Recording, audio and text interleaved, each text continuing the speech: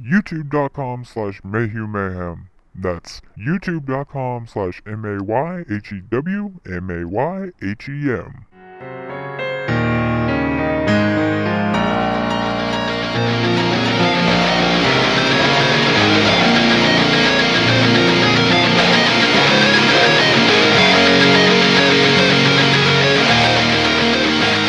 Hello and welcome to another episode of 30 Minutes of Mayhem. I am your host, my name is Michael Mayhew, and I am here with my co-hosts, Scott. What's up, everybody? It's me, Greg. And James. 30 Minutes of Mayhem is available on YouTube, iTunes, Android, Stitcher, and Spreaker. All you have to do is search MayhewMayhem. That's MayhewMayhem, and make sure to rate us 5 stars. Also, you can help us afford to continue doing the show by donating to 30 Minutes of Mayhem via PayPal.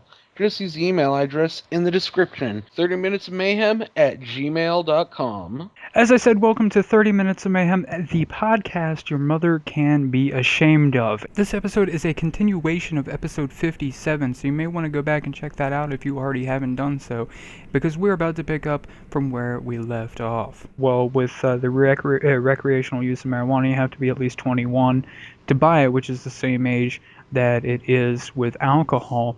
And the effects that marijuana has on your body versus and your mind versus the effects that alcohol has on your body and your mind, I feel like your reasoning behind your viewpoint of the maturity level, that you're just contradicting yourself. And I'm not attacking you, so don't take it that way. But if you look at what you're saying here, because I think all of us can agree that alcohol is way worse for you than what marijuana is. Can we agree to that?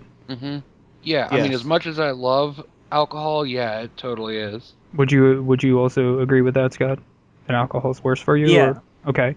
So at 21 years old, if you feel like you're mature enough to consume alcohol, then I don't understand how you feel that at 21 years old you're not mature enough to smoke weed. It feels like a contradiction because, like we've all said here, and my main point on episode 7 is that the effects that alcohol has on you, fighting and stuff like that, weed doesn't do that. So, I mean, I agree with that. With weed, you should have to be at least 21 for recreational use to be able to buy it. I agree with that because you're a hell of a lot more mature at 21 than what you are at 18. But if you were just going off of like the maturity level on the two versus each other, then to bring it back to the beginning, then hell fucking yeah, goddamn legal drinking age should be raised to 25 if we're comparing the two, and marijuana be at 21 based on the effects that they have on people when they consume said product. You get what I'm saying? Does that make any sense? I agree. No, yeah, that definitely does make sense. So that's why I feel like I don't again, I'm not attacking you. I just don't understand like how with marijuana you can be like, nope, because maturity level, but alcohol totally fine. That's where it gets me, because if either one of the two should be illegal, in my opinion, it should be alcohol, because like the amount of violence surrounding alcohol when it was illegal back Prohibition time period and when it's legal now, I feel like the level of violence evolving around them, if you take the cartel out of the picture, I'm just talking about users specifically, the level of violence evolving around alcohol is so much higher than the level of violence evolving around marijuana. Again, just talking about the users, not the, like the mafia during Prohibition and the cartels and shit now with marijuana and whatnot. Makes you rethink what you were saying. Well, yeah, in a way, that makes total sense. What I'm trying to say is that for both alcohol and marijuana, you should be responsible for both. Consuming both of both them. things. Yeah, absolutely. 100% same page there. Yes, that's... So I guess I got a little confused or something with my reasoning behind alcohol and the use of marijuana. It's just a matter, basically, it's just a matter of just not being a fucking dumbass, you know what I mean? Like, if you're a dumbass and you're out drinking, irresponsible, bad shit's gonna happen. If you're a dumbass and you're out smoking pot, chances are something bad may happen. I say may, not probably. But like if you're even responsible, then your chances are with marijuana you're gonna be fine. With alcohol, still the chance that you might fight somebody, Or especially getting a wreck. Speaking of, especially tequila. Jesus Christ. What is Or it? alcohol poisoning. I haven't don't- heard of anybody overdosing on weed. So Yeah, I don't think that's possible. Although there are people that get like they smoke so much they get what they call like the paranoid high. Do you know the quote unquote paranoid high that I'm talking about, James? yes. He's like, yes. well, that's never happened to me, but the closest thing I've gotten the oh shit, why is my heart racing? Yeah, that's like the beginning part of like the paranoid high, Yes. and then once if you overthink it or if you smoke more, that's when you get into like the paranoid. Oh my fucking god, I'm gonna die. My heart won't quit beating as fast as what it's beating. It doesn't need to be beating as fast, and then you're freaking Can't the fuck out. breathe. Yeah, and then you start Panic attack, basically. hyperventilating, start having a panic attack and shit. Yeah, that does happen, but there's a pretty high chance a panic attack's not gonna kill you. Now, with what we're about to talk about next, this should never be mixed with alcohol because I'm pretty sure that you'd probably It'll kill you. yeah, it'll probably kill you. The next one is, would you ever use Viagra? Or, try it out. Would you ever give it a go? Or would you be concerned that your dick would be so rock hard that it may cause your skin zipper to just be ripped open? I'm just gonna ignore it from now on. See, since you brought it up, he had to keep doing it. I just like fucking with Greg. I'm saying I think it's kind of a thing that if you're a dude, you're gonna try it at least once in your lifetime just to see what it's like. And I probably would just to see what it was like. I mean, I wouldn't need it, but I mean at the same time, just see how the hell this works. See how long I could get it to last without having to go to a doctor and get a shot right in my shaft. I mean, because that's something I Jesus Christ, want to have to Greg. do. Well, no, because that's what would happen if it stays That's- up. From for what I've more No, than heard, just 4 how you hours. said it. Just how you said it. from what I've heard, what they do is they actually draw the blood out of your dong. Oh, I wonder how much. I don't think I want to know, but it's just like, I mean, ugh. I don't know. That's what I've heard. I don't Do know. they put it back into you, or what? What? They just like they're just like don't move, and then they just real gently stick it into your pee hole, and then just inject it to where it just takes it in that way. Yeah, so it's something that is incredibly unpleasant. So I mean, I'm just kidding. I have no idea. But I have heard that they actually withdraw the blood from your dong. that makes sense. I heard that they had to like stick like a blood thinner or something, and they had to inject it like literally into your cock or something like that. And I feel that's like that's how, more plausible than actually withdrawing the blood if they hit you with a blood Yeah, thinner. they had to inject it into your cock, your rooster there. haha, Haha. that's so funny and original. That's totally never been done before. You're Your a face comedian amongst comedians. Anyway, but no, like I mean, like I said, every guy has or is planning on trying it at least once in their life, just to see what it's like. I mean, because I mean, you don't know what it's like. I mean, it's one of those things where it's like, I wonder how this feels. So you just try it out just to see what it's like, and I don't think there's nothing wrong with that. So I mean, just guess that's all I really have to say about it is that, like, yeah, I think I would eventually try Viagra out Well, and now sometime. one of the things that it promises or whatever on like the commercials and stuff, it's not just talking about ED, erectile dysfunction. It's not just talking about that. I've actually went through like a temporarily like ED type situation, and that's super fucking embarrassing. But it was because I was the overwhelming amount of stress that I was going through at the point in time in my life that my D just did not want to work because of that. I actually heard that some antidepressants can make it hard for you to get it up and perform in the bedroom. I've heard that too, but like I I wouldn't. And I I'm wouldn't- worried because I take antidepressants. You're like, if this stops working, I will stop taking these pills. I swear to God, this is my dick working is so much more important than my depression. Sounds Hey, like maybe the Patton reason why I'm Oswalt. depressed is because I'm not getting laid. The So reason you why. know, you fix that problem, and then the rest just takes care of itself. Here he comes. But so what we're talking about right now is Greg choosing between his antidepressants and his dick working.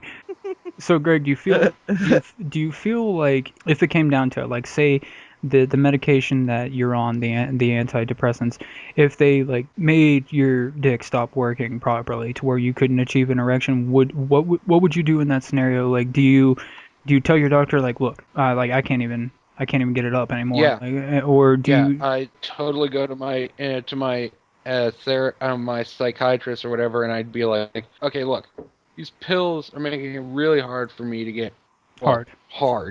So I mean, you know, it's kind of embarrassing, and I would, because I mean there are other antidepressants that you could go on that like don't have those side effects. So basically, you go to your psychiatrist and ask them, is there any way I could be switched to another medication that doesn't have these side effects or whatever?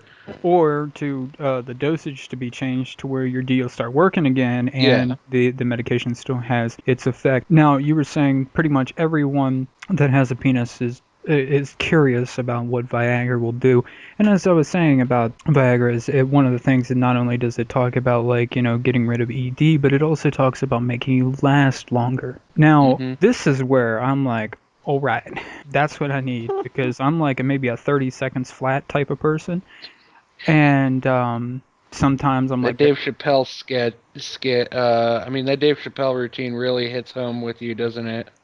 I don't even remember what you're talking about, but... The one where he's like, his wife was bitching about the fact that he comes too quickly, and he says, "Bitch, I'm a speed fucker. It's like an Olympic sport for me." Kobe. For me, it's more of like my dick is pretty small. Let's be honest. Well, yeah, we've established that like umpteen million times on this show already. I mean, I don't think Viagra makes it bigger though. So. Viagra. I don't even know what the fuck that is. Viagra. I'm done. I'm leaving. Viagra. Yeah, Viagra. I feel like I'm talking to people in Florida. Now, you done there talk about that Viagra? You ever done there try that? I heard that when you take too much of it, it makes your dick feel like it's splitting open on the top, like that goddamn movie Alien. When that shit pops out of her chest, it's like your dick's splitting like an overcooked fucking hot dog. Oh. What the fuck? I don't even want to know. What the fuck? Go on. There's okay. I'll tell where that's actually from. There's this guy I used to work with, and he asked us if we ever tried Viagra. He's probably about 20 years older than us, and we were like, no, we've never tried it. He's like, well, he said, my wife and I decided to try it. He's like, I'm not saying I had trouble getting it up, because I didn't. I just wanted to know what it would be like. And I was like, I'm getting old. Can't even, your prostate's all fucked up. You can't even get your dick up. And he's like, shut the fuck up. And I started laughing. I'm like, all right, well, what's this about? He said, so I took one, right? He's like, nothing happened. And I was like, well, Viagra doesn't just, when you take it, it doesn't just make your dick hard. Like, you have to become aroused for it to get hard. You do know that. And he was like, yeah, I know that now. I didn't know that then. And so I took a second one. And then he's like, and then I was able to, get aroused. And then my fucking dick was so hard, it felt like it was literally splitting like an overcooked hot dog in a microwave. He's like, it was the most painful fucking thing I've ever dealt with in my entire life. And then he said it was like that movie Alien, when the fucking aliens popping out of the chest. He's like, that's what I felt like was happening to my dick. And I asked him, I said, did you go to the fucking hospital? He was like, fuck no. I was like, okay then. Yeah, so it supposedly making you last longer is my main interest in it. Because like I said, small D don't last that long. It happens. So that's where my main reasoning for wanting to try it would be that, just to see what happens, and hopefully not having the side effects of alien dick splitting in half overcooked hot dog. Now, James, what were you trying to say? I feel like I wouldn't want to try it now like need to use it. I would probably try it later if I need it, like if I ever have trouble doing it. But the reason I wouldn't want to try it without needing it is because of all the side effects and such and whatnot or whatever. Like there's crazy side effects for all kinds of medicine. Like, oh, you want to take pills for your throat, like your throat hurts. But if you take this pill, you have a possibility of like bleeding out of your ass. Like, I don't want that. Like, I just want to get rid of my fucking scratchy throat. Like, Yeah. I don't. Yeah, that's why I'm iffy about any medication, really. I mean, I'm not saying that Viagra's medication. It could be, I guess, could be considered medication, but I don't know. I don't think I'd try it unless I actually needed it. Well, That's how I think about it. going off of that, wouldn't you rather try it when you're more healthy? Because as you get older, you become less healthy, so the side effects are more likely to affect you when you're older than what they are now, in theory. So you would be better off, or, again, in theory, have less of a chance of having some crazy side effect where like your prostate explodes out of your ass or something, if you take it now while you're relatively more healthy. I've thought about that, but I don't think I'd try it unless I actually needed it, honestly. Because I don't want to ruin sex. Like, I don't want to like take it and then like it just be awful or it just be the most greatest thing ever, and now I want to do it every single time. Like, I don't know. I just don't want to chance it. Or maybe I like my sex. Maybe it just fucks up your system to where you begin to need it, and the only way you can achieve an erection after that is by using it. That's a little serious. Hi, I'm James, and I'm addicted to Viagra. I melt it down and shoot it up. Oh, Jesus Christ! Right into the end of my dick, and it just gives me a hard boom, just like that. This one time many years ago, I completely forgot about this until just now. This one time many years ago, we were cleaning out my friend's garage, and he shared this garage. Well, his family shared this garage with his dad. His dad stored a couple things in the garage, including one of his motorcycles. So there's this little like dresser in there, and we're clearing the shit out or whatever, and we realize there's stuff in the drawers to the dresser, and we find in the drawers to the dresser a bunch of like trial Viagra. We decide that these are trial packs, whatever. So we kind of just took them. We know whose they were. I mean, we didn't actually consume them, but we took them out of the drawer, and I took some of them with me. Found them and took them on spot. I was like, wow. No. So I brought some of them with me back to my house. I told Larry about the shit, and he was like, let's try to give it to Ryan without Ryan knowing that he consumed it. And I was like, again, this doesn't like just make you hard. He'll have to become aroused for it to work, and then hopefully he'll get stuck with like a 3-hour erection that he can't get rid of, and it'll be super awkward for him.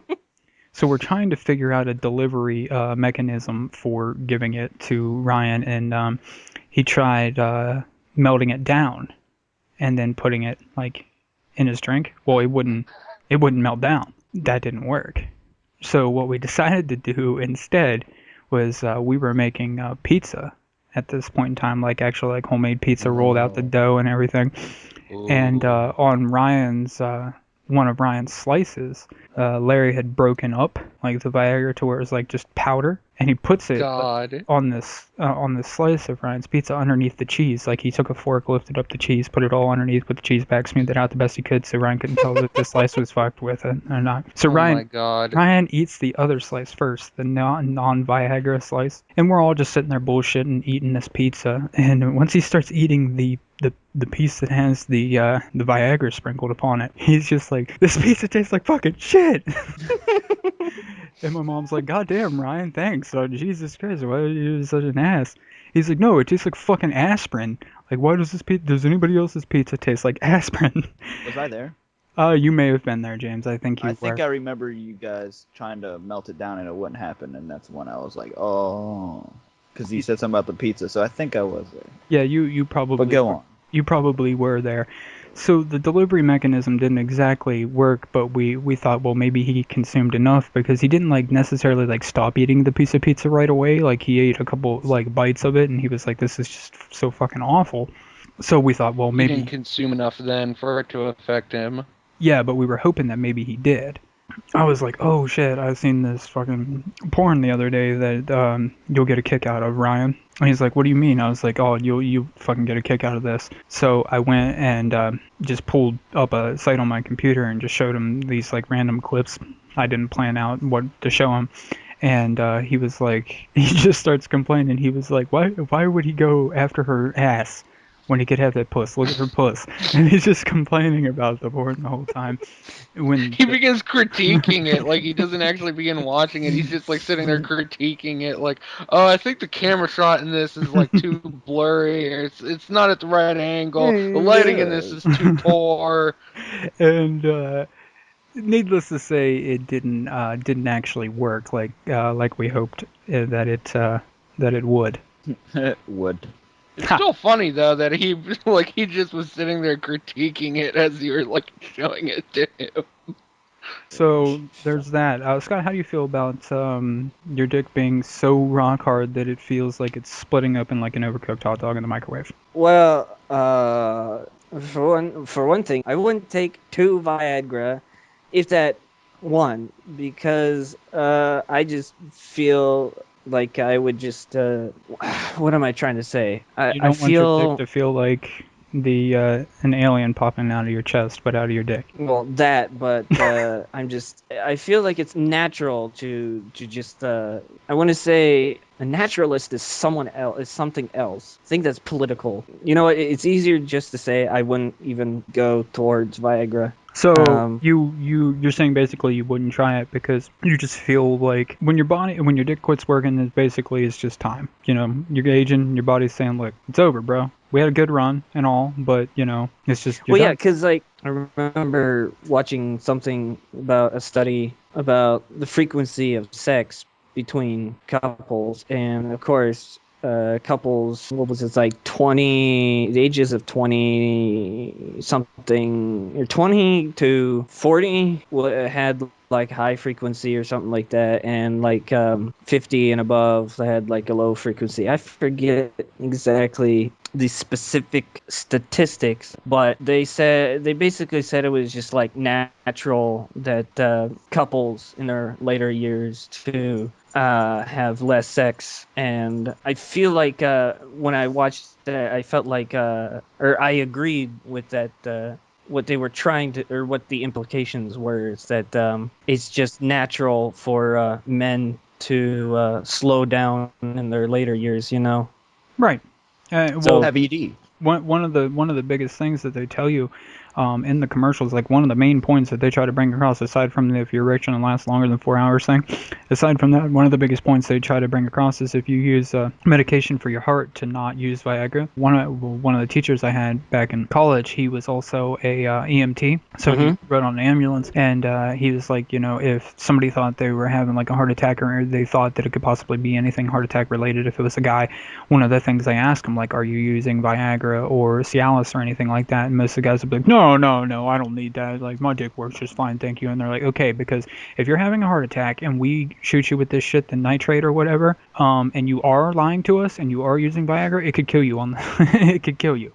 And they're like, well, I mean, you know, like, I have, like, you know, like, used it, you know, before, and like, you know, and they're like, are you on, like, right now, like, within the X amount of time, have you had this in your system? Because if they hit them with that nitrate, it could possibly kill them on the spot. And so that is a little bit dangerous, I guess, when you take it to you know, that level. Yeah. So anybody else got anything else on Viagra?